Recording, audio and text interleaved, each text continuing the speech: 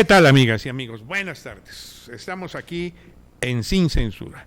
Como nos comprometimos en el programa anterior, continuamos charlando con nuestros amigos Carlos Cervantes, con Miguel Ángel Schulz, con Luis Ramírez, presidente del Foro de Periodistas Oaxaca, y seguir comentando el libro que editó, que escribió, Sucesos y Personajes de Ayer, de nuestro amigo Carlos Cervantes. Ya en el programa anterior, pues, conceptualizamos todo este esfuerzo. Él nos hizo también una síntesis de su carrera profesional, de su desarrollo profesional, de cómo surgió la idea del libro. Comentamos aquí situaciones relacionadas con el periodismo. Y ahora vamos, como también lo ofrecimos, a platicar sobre algunos de los personajes, sobre estas anécdotas que están aquí, historias, vivencias, que las hay muchas, obviamente no vamos a poder entrarle a todas, pero yo diría que empezáramos contigo, Carlos. Sin duda debe haber algunas, todas son relevantes, entiendo, pero debe haber algunas que te pueden haber impresionado más, personajes que te llamaron más la atención. ¿Por qué no empezamos por aquí y luego ya Miguel Ángel y Luis y tu servidor también comentamos? Sí, a mí me impresionó mucho el general Lázaro Cárdenas como vocal ejecutivo de la Comisión del Balsas, independientemente de toda su carrera política, que ya es conocida. Ya sabemos que al final pues se le nombró vocal ejecutivo. Él siempre decía que tenía una gran deuda con la mixteca oaxaqueña y con la mixteca guerrerense, porque en la parte de Michoacán, que también tiene mixteca, él ya había hecho muchísimo por esa parte de su estado. Entonces ahora le quedaban las dos mixtecas, la de Oaxaca y la de Guerrero, pero como que se encariñó más con la de Oaxaca, y ahí se volvió un ícono. Ahí fuimos a varias giras porque ahí la gente lo adoraba, ¿no? Y ya ves que en algunos lugares todavía se conservan sus fotos en un altar ahí de la casa con su veladora. Sí.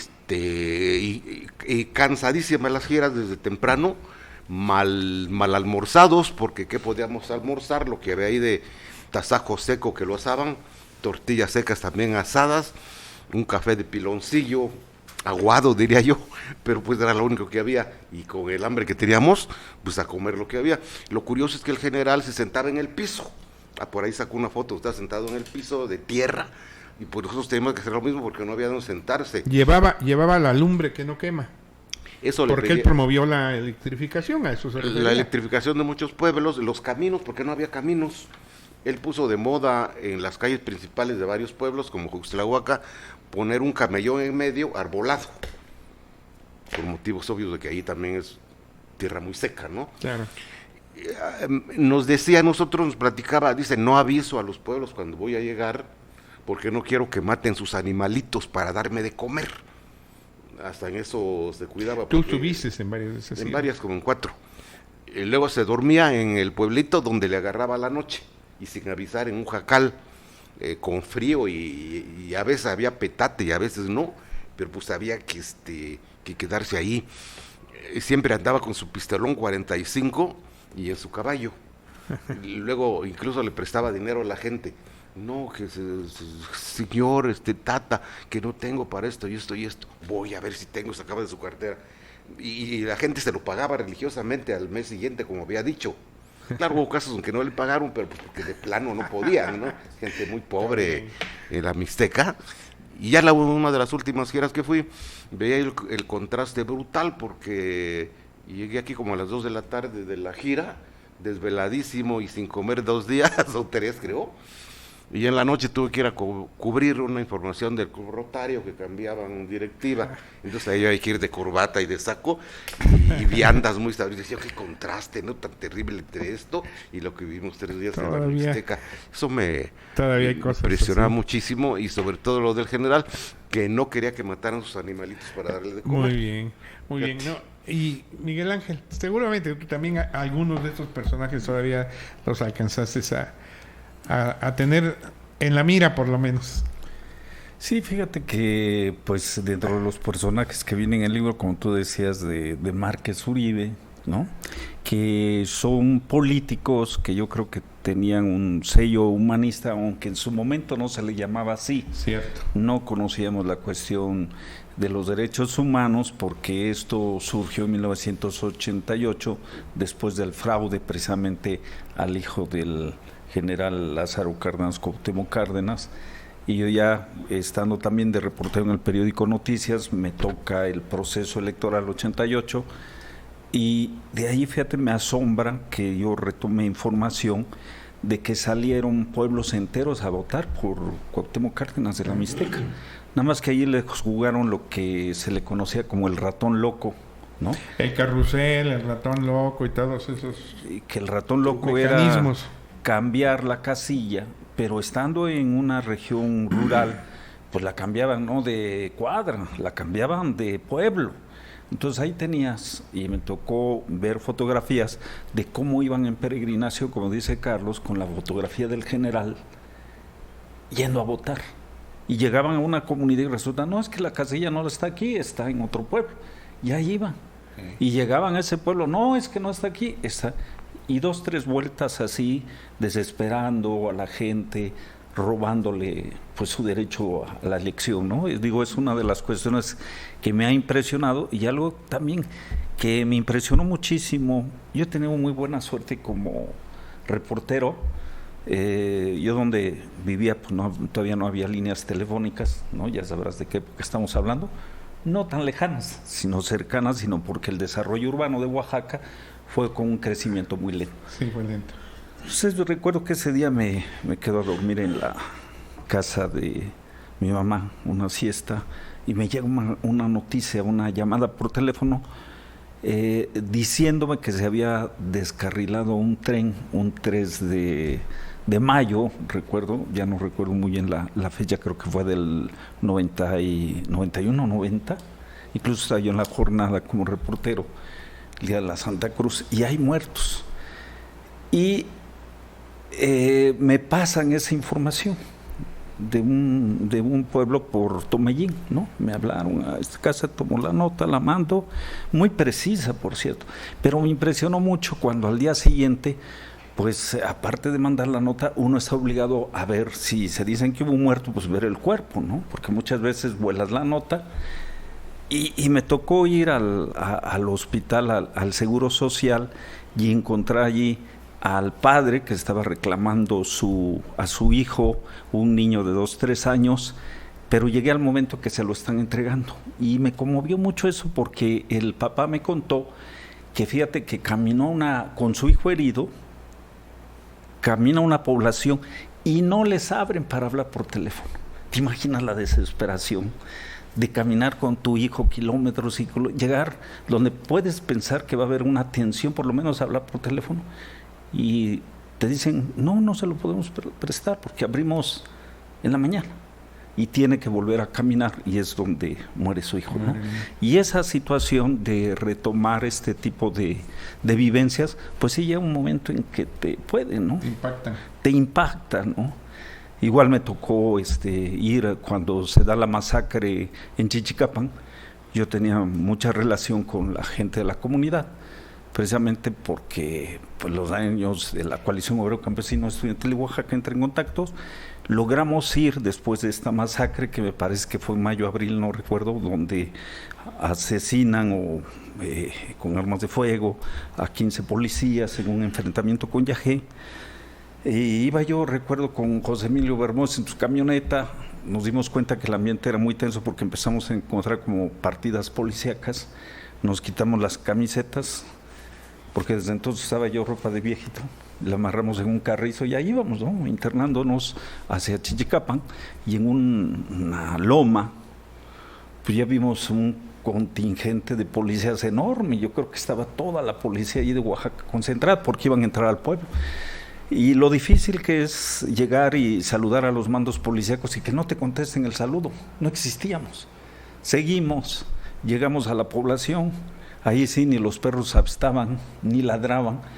Nos encaminamos a la plaza principal, ¿no? Y ahí encontramos una mesa enorme de los principales del pueblo, y cuando nos van a llegar, empiezan a decir, nosotros no fuimos, no hemos matado a nadie, somos inocentes, pero no sabíamos, ¿no?, que habían muerto, creo que 15 policías, no tengo el dato. Y ahí estábamos, es una población que todos hablan zapoteco, entre ellos. Nosotros nos comunicamos obviamente en español, no hablamos zapoteco desde luego. Y en eso oímos un ruido infernal, ¿no? Y la gente empieza a gritar, a llorar, se armó un desorden total. Y le digo a Rafael Emilio Bermúdez, sígueme, yo conozco el pueblo, nos vamos a ir hacia el río y de aquí vamos a salir del lado de la carretera que va al istmo, o sea, son varios kilómetros, pero dije, porque con el ambiente que hay, si nos encuentra la policía, pues los primeros que van a desaparecer somos nosotros, ¿no? Y empezamos a correr. Y el ruidero que oíamos era una camioneta destartalada, una combi, que se le había roto el escape y entonces el ruido era muy fuerte. Y nuestro miedo lo oíamos como un tanque de guerra, ¿no? Y vemos que se bajan los reporteros de la Roja y que nos dicen, ¿qué pasó, güeyes? No creía que se iban a ir solo con la nota, ¿no? Qué cosas. Sí. Son las historias que se van viviendo, que se van construyendo y que construyen precisamente tu propia historia. Luis, de los personajes, de los tiempos, de lo que has vivido. Pues recuerdo que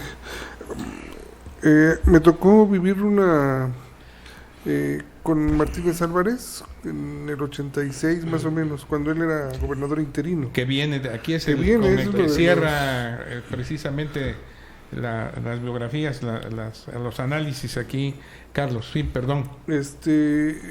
Fue un evento de cuando matan a Orfa Borges en Miahuatlán. Ajá. Yo empezaba el periodismo y estaba en la redacción en Noticias cuando de repente llega la información de que habían matado a Orfa y hicimos la nota. Al otro día fuimos a Miahuatlán y luego me mandan a mí al funeral. Pero todo el pueblo se volcó en Miahuatlán al funeral. Había una indignación tremenda. Era la presidenta municipal, la mataron a la puerta del Palacio Municipal, apagaron la luz y le dieron de balazos cuando iba saliendo, ¿no? Y pues yo empezaba a formarme, a foguearme como reportero. Cuando llego y nos vamos hacia el cementerio, toda la gente iba al centro y a las orillas, una hilera de una formación de hombres, mujeres, pero todos armados. Todos, y la gente al centro. Pues para mí, o sea, era la primera vez que yo cubría un evento político así. A mí me impresionó muchísimo, ¿no? Porque decía yo, a ver, ¿a qué horas? Y luego nosotros íbamos en la camioneta de noticias hasta adelante del féretro, adelante. Dije, aquí se desata algo y quién sabe qué va a pasar, ¿no? Y sobre todo porque estaba muy tensa la situación. Pensaban que en cualquier momento pasaron por la casa de quien aseguraban era el presunto, el autor intelectual, y se pararon frente a la casa. Entonces, o sea, fue mucha tensión. A mí, yo recuerdo mucho ese momento, ¿no? Cuando era el momento que gobernaba el contador Martínez Álvarez. Qué cosas. Aquí, por ejemplo, seguramente esto has tenido unas vivencias increíbles, Carlitos, porque por ejemplo veo aquí dos personajes que tienen mucho significado y que de alguna manera ya nos alcanzó en alguna forma en nuestra vida estudiantil. Tal vez todavía no estabas en el ámbito del periodismo pleno, que son precisamente, por ejemplo, Norberto Aguirre. Don Norberto Aguirre, porque me acuerdo así se le llamaba don Norberto Aguirre, fue secretario general de gobierno y luego se fue al Departamento de Asuntos, diputado federal, Departamento de Asuntos Agrarios, y en el 68 era precisamente uno, diríamos como el caballo negro, ¿no? No el caballo negro, el caballo enfilado para la gubernatura, cuando salió finalmente, ya estaba, ¿no? Tenía un grupo muy poderoso. Sí, se hizo el meeting en el PRI. Sí, que además estaba en ese grupo el maestro Pacheco Álvarez, estaba Miranda Barriguete, bueno, de los políticos más renombrados que fueron del equipo de don Alfonso Pérez Garza. Exactamente. Y dentro de la universidad también tenía un grupo, todo el de la Tribuna de la Juventud, pues jalaban con la candidatura de don Norberto, cuando ya le empezaba a mover la grilla a los líderes estudiantiles con más cercanía. ¿Lo recuerdas? Sí, aquí lo traes, y traes varias cosas de él. Sí, muchísimo. Él cuando fue jefe del Departamento de Asuntos Agrarios y Colonización, así se llamaba, que es ahora Secretaría de la Reforma Agraria, venía muy seguido a Oaxaca. Sí, no, bueno, pues... Y hay una cosa muy curiosa, su secretario particular era el pelirrojo Martínez Fernández, Luis Martínez Fernández del Campo, sí. No sé si se puede decir esto, pero padre, ya pasó hace mucho tiempo.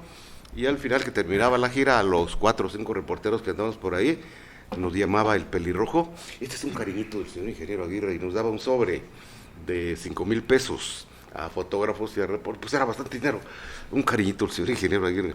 Pero ya cuando los directivos de los periódicos se enteraron de ese cariñito del ingeniero Aguirre, entonces iban ellos personalmente para despojarnos de nuestro sobre el cariñito. Después del recorrido que sí hacíamos fuerte por algunos pueblos, ¿no?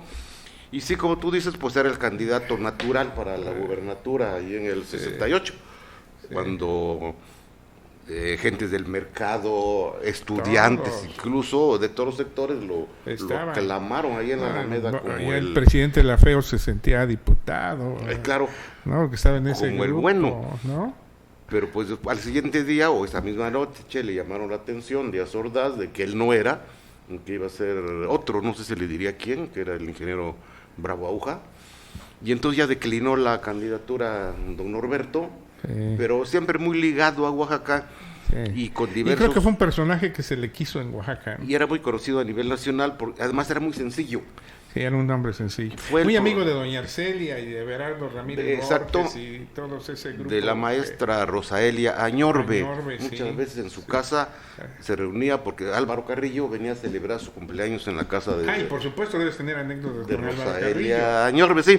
En una ocasión... también viene Álvaro Carrillo. Sí, pues Álvaro Carrillo nos contaba que él fue protegido de don Norberto, porque fue... pues champinguero. Ajá. Estudió en Chapingo. Por ser eso y casi paisanos de la costa. Cierto, don Norberto también. de Pinotepa y Álvaro de otro pueblo ahí cercano, cerca de Guerrero. Incluso estudió en la normal de Ayotzinapa. Así es, Carrillo. Ahí estuvo Álvaro Carrillo. Después el ingeniero lo metió a Chapingo. Porque el ingeniero, él era el gran personaje de Chapingo, era catedrático y no sé de cosas, y gente muy importante ahí lo metió. Pero pues como todo bohemio tomaba mucho Álvaro, hasta que una vez pues le dijo, si esta semana vuelves a tus borracheras y a tu bohemia, ya ni te presentes, porque le dio un puestecillo ahí, pues que vuelve a faltar. Bueno, pero no vengo por el trabajo, señor ingeniero. Maestro, mira, es que compuse una melodía para su tierra, para Pinotepa, y se llama Pinotepa. Que le pone el cassette. No, pues quedó encantado el ingeniero Aguirre con Pinotepa. Pero ya Álvaro ya se había dedicado ya a la bohemia definitivamente, porque todos los días no iba a trabajar. Y que y esa melodía Pinotepa fue el himno de la campaña del ingeniero Aguirre, que enseguida fue candidato a diputado federal. Entonces por la costa llegaba y Pinotepa y ahora es la melodía pues importante, ¿no? Para Pinotepa, ya ves en los festejos de Guelaguetza. Está el ingeniero Aguirre todavía de despedida ya en los últimos tiempos, donó su familia 300 hectáreas de terreno ahí en Pinotepa para usos de tipo social, de la comunidad, centros de salud, cosas que hicieron ahí, donaron sus 300 hectáreas para ese tipo de cosas. ¿Qué cosas? No, ya estaba cantado. ¿No? Pero ya era de hecho ya era nuestro gobernador. Era el gallo. También en esa ocasión jugaron, se mencionaron bastante al maestro Alberto Canseco Ruiz, que también viene en el libro, y al entonces senador Raúl Bolaños Cacho Huendulain, que también viene en el libro. Para que vean que lo que hace aquí es... Yo tengo una anécdota de esa etapa,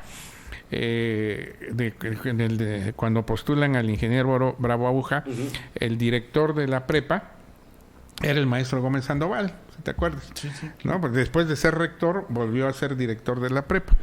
Y nosotros éramos ahí, habíamos ganado la directiva con Jorge Castro, se la habíamos ganado, por cierto, a Machorro y a Neto y a todos, por unos cuantos votos. Yo era vicepresidente de la prepa. Y entonces siempre esperábamos en el reloj checador al director, pues para cotorrear con él o hacerle peticiones, ¿no? Claro. Llegaba el maestro Gómez Sandoval, tenía un carrito azul, me acuerdo de esos chiquitos Fiatcitos, creo que tenían su palanca acá, se bajaba, se ponía el saco, porque siempre andaba impecable, prendía su Riley extra largo, ¿no? Porque fuma, y entraba, a la prepa, ¿no? Y entraba allá. Entonces una mañana, cuando ya estaba aquello tan caliente de quién iba a ser el gobernador, me acerqué y le dije, oiga, maestro, ¿usted quién cree que sea el candidato del PRI para gobernador, el próximo gobernador? Mira, flaco, me dijo, flaco. Mira, flaco, si no es mi compadre Norberto Aguirre, que es el más seguro, entonces es mi hermano el Zorro Canseco, Alberto Canseco. Y si no es ninguno de ellos dos, es mi otro hermano, Raúl Bolaños. Pero ahí está, no hay otro. Sí, no sabía cuál iba a ser. Está bien, maestro, cómo no, ya. Pasó, mano, y esa tarde, en aquella época lo más que había era radio, había su radio. Todavía me acuerdo de mi abuelo que tenía su radio de bulbos, donde oíamos las peleas que organizaba el griego Parnassus en Los Ángeles, cuando peleaba el ratón Macías y José Medel. Todavía no habías nacido, Luis. Y me acuerdo que en el radio, en una noticia, dijeron, candidato del PRI al gobierno de Oaxaca, Víctor Bravo Aguja. A su madre. No lo conocíamos. Nadie conocía a Víctor Bravo Aguja. Nadie, de veras. No estaba en el inventario, ni se había mencionado. No, para nada. Para nada, ¿verdad? Y bueno, pues ya yo de maldoso al día siguiente me voy al reloj checador a esperar que llegara el maestro Gómez Sandoval para decirle, ¿no? Maestro, ¿qué onda, no? Ya bajó, llegó, prendió su rally extra largo, entró y ya ves que el corredor de la prepa tenía un corredorcito y luego estaba el reloj. Y me acuerdo que entró, prendió su lugar y me vio que estaba yo en el reloj checador y me dice, flaco, te lo dije, bravo aguja. Bravo aguja. Qué oportunista. Y mira lo que son las cosas. Pero le fue bien. Le fue bien, ¿no? Porque esas son todas las historias de nuestro estado, ¿no? Viene como delegado Patrocinio González Blanco del PRI, entra en conflicto con el que era el hombre fuerte que venía de coordinador de la campaña, que era el maestro Pacheco Álvarez, precisamente que era el número 2 de Norberto Aguirre, y que yo entiendo que hay una negociación política, no se entienden, y entonces Pacheco se regresa al Departamento de Asuntos Agrarios y Colonización, claro. Y quien sube de secretario general del PRI y coordinador de la campaña es el maestro Gómez Sandoval. Qué cosas, ¿no? Juárez fue a ver a Maximiliano. Sí, de eso me documenté con el maestro Jorge Letamayo. Sabrás que él escribió 13 tomos sobre correspondencia de Juárez. Sí. Y ahí lo relata en una partecita, porque ha habido versiones que sí, que no, que a lo mejor no fue así. Pero yo me basé en esa versión de que aquella noche que estaba ahí en el exconvento, ya el cadáver después de la fusilata, pues ya desnudo ahí, como son los cadáveres, y lo fue a ver el benemérito, como eso a las 12 de la noche, acompañado solamente del secretario de Relaciones, que era Melchor Ocampo. Entró, ya tenía preparado con los vigilantes y todo, que iba a entrar solito, lo vio, y ya de haber dicho, no, este es el que me mandó a fusilar, y mi enemigo y tal, pero finalmente lo midió por cuartas. Ah, eso es cadáver. Aquí lo narra. Y que dijo, pues en realidad no era tan alto este individuo, tiene las piernas muy desproporcionadas y esa frente que se le ve amplia no es por inteligente, sino la avanzada calvicie. Ya, pues salió. Y eso fue toda la... Qué cosas. Bueno, sí, también narras hechos, el robo a la Virgen de la corona de la Virgen de la Soledad, los terremotos. Las joyas, pero por negligencia del secretario particular del gobernador, Mario Álvarez Lucas, no se pudo. Yo anduve investigando desde la mañana. Un policía judicial federal, porque ellos también participaron, me dijo, ¿quieres ver dónde están las joyas? Yo dije, por supuesto. Me llevó por ahí cerca del panteón, donde hay un fraccionamiento, y con los miralejos dice, miren, este cuarto que está ahí se ve, mira la forma de la corona y está tapada con un trapo rojo, esa es la corona, y junto están las demás joyas. A las 2 de la tarde van a salir de aquí, pero se van vía Tustepec. Órale. Yo dije, pues se lo voy a avisar al gobierno porque pues da tiempo de que la rescaten, ¿no? Era Eladio el gobernador. Sí, Fui sí. a ver a... ¿Eso también lo apuntas acá? Sí, también está todo eso. Fui a ver al secretario particular, después de que el secretario general tampoco estaba, era Zorrilla Cuevas.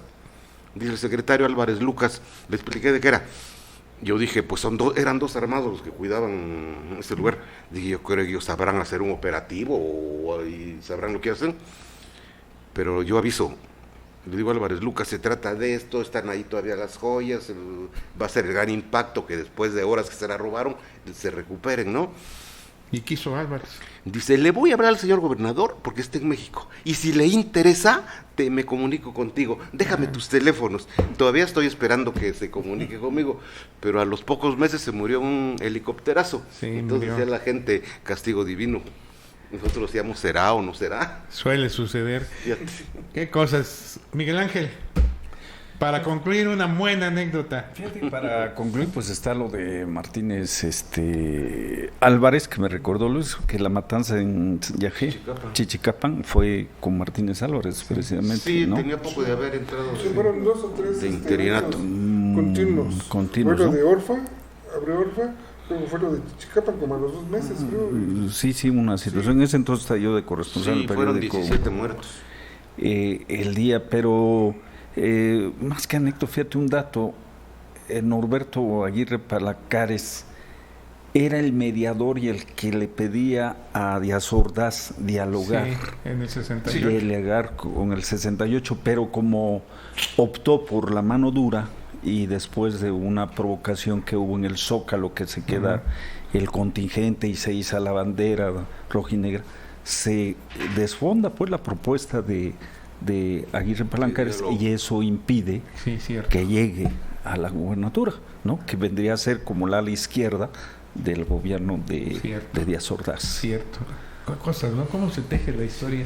De eso un pequeño dato nada más, Monsiváis en uno de sus artículos nos menciona que el ingeniero Aguirre anduvo sacando a estudiantes presos de las cárceles clandestinas. Sí, también. Y que a él mismo era perseguido también por esos asuntos, Monsiváis, y que el ingeniero Aguirre lo llevó a presentar con Díaz Ordaz, que después decía Monsiváis, y lo saludó, joven, tal. Dijo, ¿y eso ya es todo? Y que dijo el ingeniero Aguirre, sí, pendejo, porque ya te vieron todos los de la Brigada Blanca que entraste hasta el despacho del gobernador, y esta es una patente de impunidad, no ya te van a hacer nada, güey, ¿que no lo entiendes? Era el ingeniero Bueno. Aguirre. Luis, Pues yo quisiera comentar, a mí me llamó mucho la atención del libro, sí, donde narra el asunto de los terremotos. claro. Ahí habla de un terremoto que fue en 1600. El 31, ¿no? No, antes. Ah, el anterior, de sí. 1700, ¿no? 1700 fue en febrero, me parece. Enero o febrero de 1700, que duró 15 minutos. 1776. Que duró 15, o sea, yo no puedo imaginar 15 minutos moviéndose en la Tierra, Y el una terror intensidad de la gente. de más de 8 grados, ¿no? Sí. Entonces ahí comenta él y pues claro que lo relata también que se mete uno a imaginarse, ¿no? Claro. O sea, ¿cómo estaría ese momento? Pero digo, 15 minutos, y ya con un temblor de 6, 7 grados, Y lo estamos quejando. de 20 segundos, 30 segundos, ya nos desesperamos. Y pone. Ahora de 15 minutos, yo creo que fue, y narra hasta Sí. los terremotos de 2017, que me tocó ya como reportero ir a Juchitán a ver toda la desgracia, ¿no? que había Sí. dejado. Levanté muchos testimonios de personas que se quedaron sin nada de un momento a otro, ¿no? Sí, sí. No, es que además, así como dices todo esto, pero todo este índice, de veras, les recomiendo que... ¿Dónde lo van a vender el libro? Ahí está vendiendo a partir de hoy en el puesto de revistas de Doña Catalina, frente a la compañía, pegado a Palacio. Pegado a Palacio. Nada más ahí, Nada más. por ahorita. Por Sí, ahora. Porque la Por mayoría de ahora. las comisiones son muy caras. 50%. Pues sí, pero mira, sismos en Oaxaca, Alberto Cancel, Álvaro Carrillo, bueno, ya hablamos de ellos, cómo era la ciudad de Oaxaca en 1845, don Samuel Mondragón, el que compuso ¿cuál es la de Samuel Mondragón? La de Oaxaca, ¿no? Tortolita Cantadora. Tortolita Cantadora, Juan y Bustamante, el doctor Bustamante, el Chorro de Tanibet, este es otro tema. Ya muchos se acuerdan Sí. de eso. ¿En cuál? El Chorro. ¿Por qué? Pues ya mucha gente le supo cómo estuvo eso, cómo fue, mira. Sí, Algunos sí nos acordamos. algunos, sí. Chico López Cortés, bueno, entre otros, Otón Díaz, García Vigil, Manuel Cabrera Carrasquedo, que fue gobernador, los orígenes de la Guelaguetza, Octavio Flores Aguillón, gran tipo, doña Mari Toledo, Márquez Uribe, que ya lo comentó también Miguel Ángel, las giras del general, Rafael Ceja, el buen Rafa Ceja, ¿no? Rodolfo Morales, bueno, pues aquí está. Hay que ir, por favor, frente a la compañía, ahí pueden adquirir el libro de nuestro amigo Carlos Cervantes. La verdad, esta conversación podría prolongarse toda la tarde, pero estamos llegando al final. Yo sí diría y apuntaría algo. Tienes que seguirle y hacer otros personajes porque todavía hay muchos más oaxaqueños, afortunadamente, ¿no? Me decías ayer, vas a seguirle con esta recopilación histórica. Que ya casi va muy avanzado, se llama Las Familias Oaxaqueñas, el origen de las pomposas familias de ahora. Vamos a decir de dónde viene. Cuidado, porque vas a pisar callos. Y yo también, perdón, Miguel Ángel, y yo también conmino a Luis y conmino a Miguel Ángel a que escriban, man, claro. Porque también cada uno de ustedes, ya quedó demostrado en esta mesa que pues se tiene mucho que se ha vivido, que además son vivencias propias y que vale la pena compartirlas. Perdón, Miguel Ángel, para concluir. Para concluir, fíjate que yo diría que este esfuerzo, reconocer el esfuerzo personalísimo de Carlos, porque aquí hay que decirlo, es increíble que Comunicación Social haya gastado, por ejemplo, en el año pasado 300 millones de pesos y no destine recursos para dos cuestiones. Uno, para promover que los periodistas escribamos libros, ¿no? Sí. Yo fui a ver a la secretaria y ni siquiera me quiso recibir. Y bueno, ahí está el testimonio. De cultura. Y el tema es también ver el asunto de pues de que se destine recursos como de interés público para los que ejercen pues el derecho, el deber y el gusto por ser comunicadores sociales, ¿no? Es de interés social y debe haber un respaldo, así como lo tienen los partidos políticos, claro, para no ser patrón sustituto al gobierno, sino que reconozca esa función de interés social que tiene la información, el derecho a la información y el derecho a ser una sociedad informada y el derecho a la libre expresión. Muy bien, me parece muy puntual tu observación y muy correcta. Luis.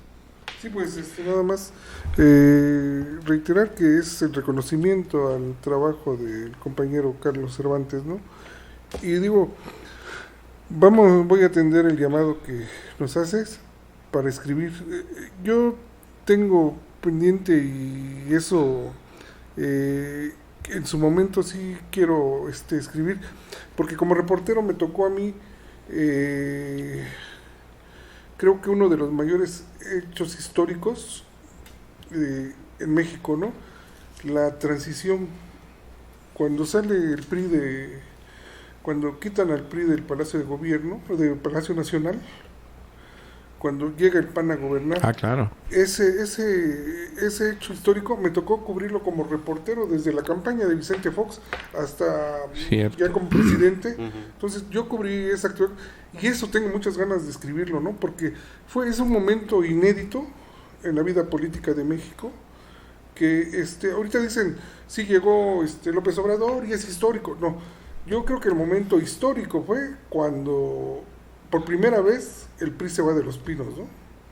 Cuando hay una alternancia, porque lamentablemente no hubo un cambio. No hubo cambio de régimen, sí. Pero sí hubo una alternancia, y que fue la primera alternancia después de más de 71 años que tenía el PRI gobernando este país, ¿no? Ahí es lo que yo tengo ahí guardado. Sí quiero escribir memorias, porque viví ese momento de transición tan importante, ¿no? Y creo que vimos muy poco los reporteros que estuvimos en ese momento histórico, ¿no? Claro. Pues Bueno. sí, creo que todos tenemos algo que Muchísimo. pudiéramos contar. Carlos, yo me sumo al reconocimiento, por supuesto. Te admiramos y bueno, hay que seguirle. Felicidades, de veras. Gracias. Esto es único y hay que tenerlo los oaxaqueños, debemos consultarlo, vivirlo, porque como tú decías, lo sientes, las cosas como se narran. ¿Algo con lo que quieras cerrar, agregar? No, pues únicamente que vamos a seguir, tenemos otros proyectos de libro. Yo no las doy de literato ni nada, sino que lo hago con un lenguaje sencillo de reportero para que lo entienda todo tipo de personas. Y sí, tengo otros 2 en proyecto, uno de mujeres y el otro de familias oaxaqueñas. Excelente. Pues amigos, hemos llegado al final de Sin Censura. Gracias por estar con nosotros. Nos vemos pronto.